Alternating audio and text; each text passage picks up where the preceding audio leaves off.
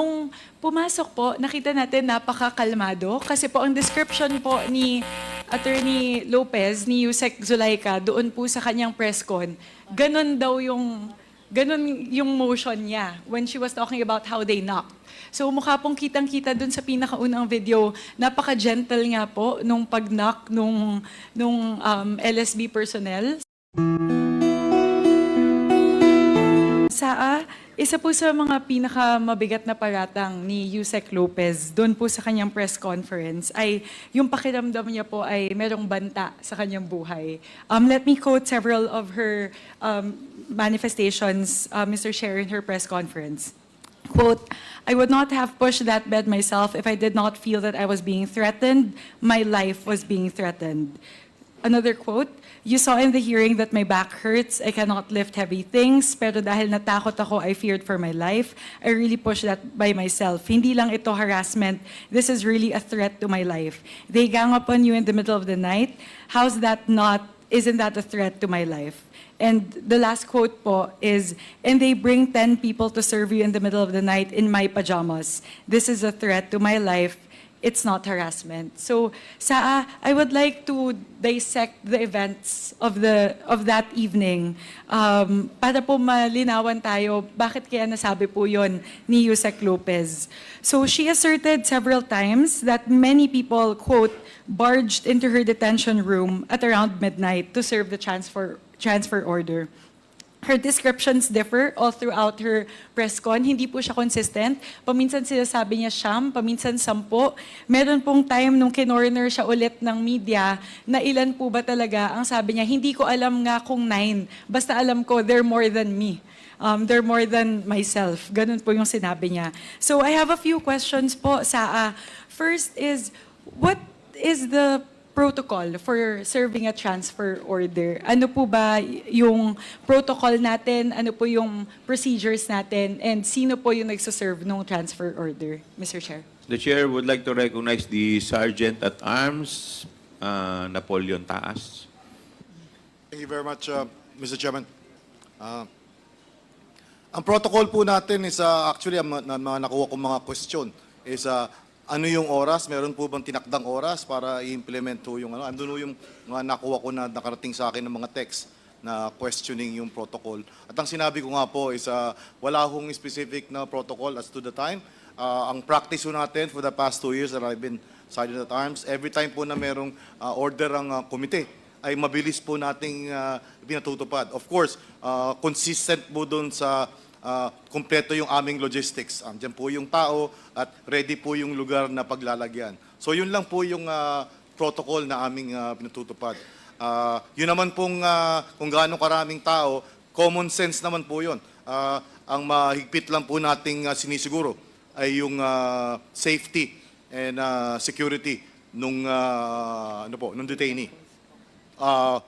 From the time we serve until the time we effectively transferred her or them to the destination. Thank you, Mr. Chairman. Mr. Chair, if I may Yes, ask Congresswoman po, Nika. sino po yung bumuo ng grupo na pumasok po doon sa kwarto para po i-serve yung transfer order? Ano po yung composition ng grupo? Maraming salamat po. I hope maintindihan po ng komite, Mr. Chairman, na Please continue. spread too thinly na po ang LSB dahil nga po sa presensya ng ating pangalawang Pangulo. So, minabuti ko pong ako mismo ang nag-set up po nung mga teams na mag-i-implement po nung transfer order. So, basically, lahat po nung hindi naka-deploy sa ating mga gates, lahat po yun ay na-deploy. Ako ho ang nagbuo nung team na 5 lang po ang miyembro ng team na yon na magse-serve. Meron po tayong team na in charge ng convoy. Meron po tayong team na in charge ng crowd control kung sakali nga pong magkakaroon ng komosyon. At meron din po tayong team ng magsisecure dun sa magdadala na lugar na nagko-communicate directly. Na nakuha naman po natin yung sagot na meron nung available na detention facility doon sa women's correctional. So ako po, ma'am, ang personal na nag-set up at nag-identify kung sino yung magfo-form nung magse-serve nung transfer order. Madam, Mr. Chairman. Mr. Chair, if I may ask the Yes. follow-up question. Congresswoman Mika. Ilang tao po yung pumasok doon po sa kwarto? Ilan po yung pumunta doon sa detention room para po iserve yung transfer order, Mr. Chair? Mr. Chairman, Please continue. if I may. Maganda po at yung committee po ay sa pinangalagaan din at tinulungan ng ating Sergeant at Arms at siniguro na dokumentado yung amin pong pag-serve. At meron po kaming, aside from yung existing natin na CCTV, meron po kaming backup na videographer para nga po ipakita talaga kung ano mangyari. At kung makikita nyo po, our CCTV and the videos will bear us out na 4 lang ho yung taong pumasok at 3 ang babae at nasa likod ho yung isang abogado na lalaki. So 4 lamang po. And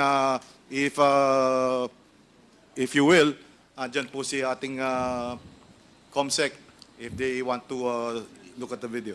Please present the video, Comsec.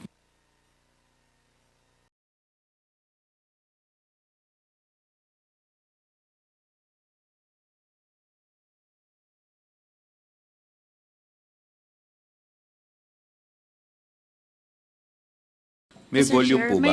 Opo. May volume? May audio po ba sa yung...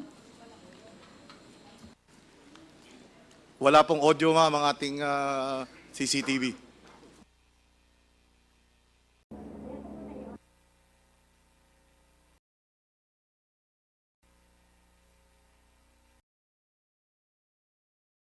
Mr. please Chair, proceed. isa lang po ba yung footage? Meron pa po bang gustong ipakita sa SAA? Meron pa po bang Ilang subsequent video footages po yan?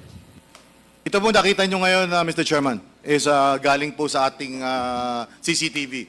Meron pa po tayong pumasok sa loob na at makikita nga po doon na kausap na nung nag-serve na 3 babae, si Attorney Lopez. So meron pa po kung Please. available, Mr. Chairman.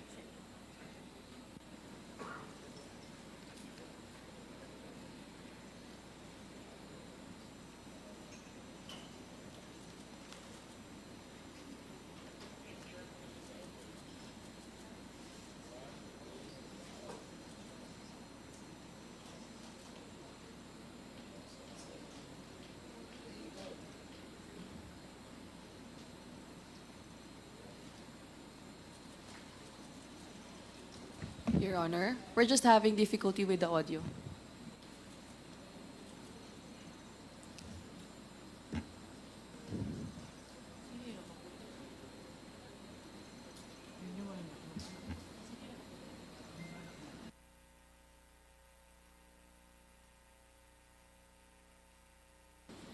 Mr. Chair, if the Congresswoman COMSEC would Swansing. be able to replay the videos with the audio, that might be critical to the discussion, Mr. Chair. Yes, Your Honor, we're already doing something about the technical difficulty, Your Honor. There's an audio.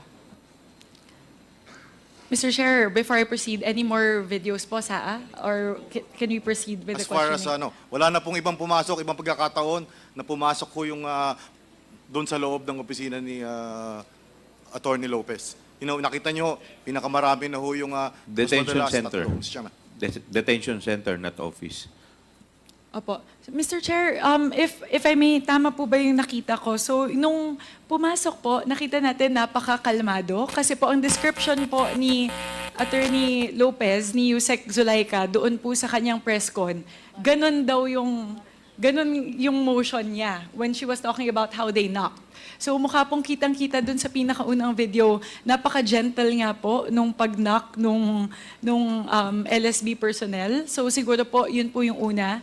Second po, in terms of using the word barge, that did not seem to me like barging in. Kasi po, nung binuksan po yung pinto, konti-konti pa nga pong sumilip yung pong LSB personnel, Mr. Chair.